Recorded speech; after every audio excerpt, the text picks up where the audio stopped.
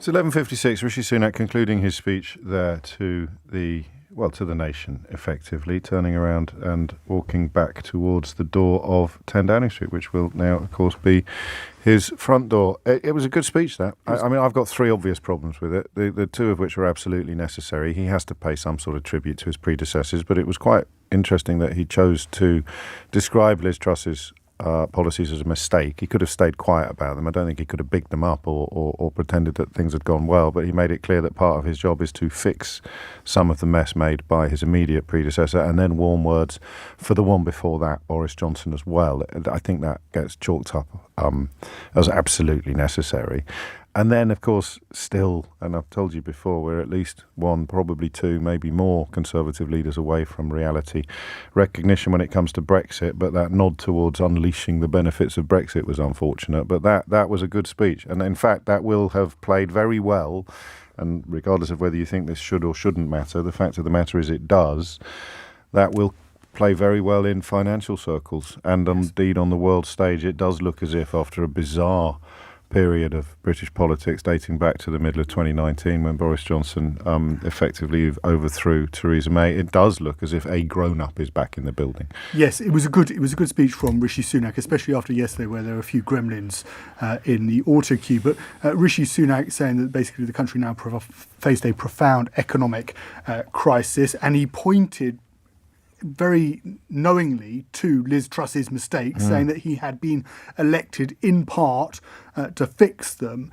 He said that difficult decisions will need to be made, and of course that relates to spending cuts that we will presumably get in the fiscal statement on Monday. But he made the point of saying, and this is the conversation you were having earlier about being ideological or pragmatic, and trying to bring some pragmatism to his premiership, saying that he will bring the same compassion that he brought during the pandemic with the furlough scheme to helping people through the current economic crisis. He went on to say that trust has to be earned, and he will earn the country's trust. And he also was quite critical, I thought, of Boris Johnson. Okay, he had yes. Because he talked about bringing integrity and professionalism to government, but he also tried to draw a line, and this is the argument of Jacob Rees-Mogg and Nadine Dorries and Christopher Chope saying, well, actually, the 2019 election victory was Boris Johnson's mandate. It doesn't belong to anybody else, whether that's Rishi Sunak or Liz Truss. And Rishi Sunak saying, well, actually, the 2019 mandate was a Conservative mandate. It doesn't belong solely to Boris Johnson, and that's the argument around, of course, having a general election. That's not just to Labour, though. That is also, of course, to detractors, his own detractors within the Conservative Party, and trying to appear, finally, I think, as the statesman, saying, I know the high office I have accepted, and I hope to live up to its demands. A respect, of course, for the fact that he has now become Prime Minister, the highest office in the land, not since John Major, of course, as a leader Gordon Brown, made the transition from number 11 into number 10.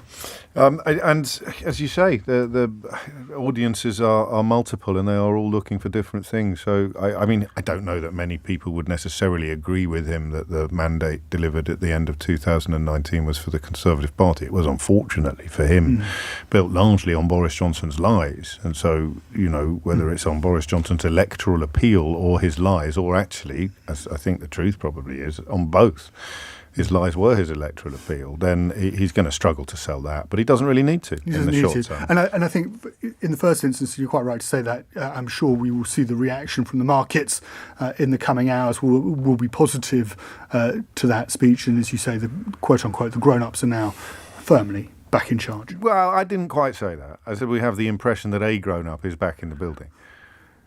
Okay.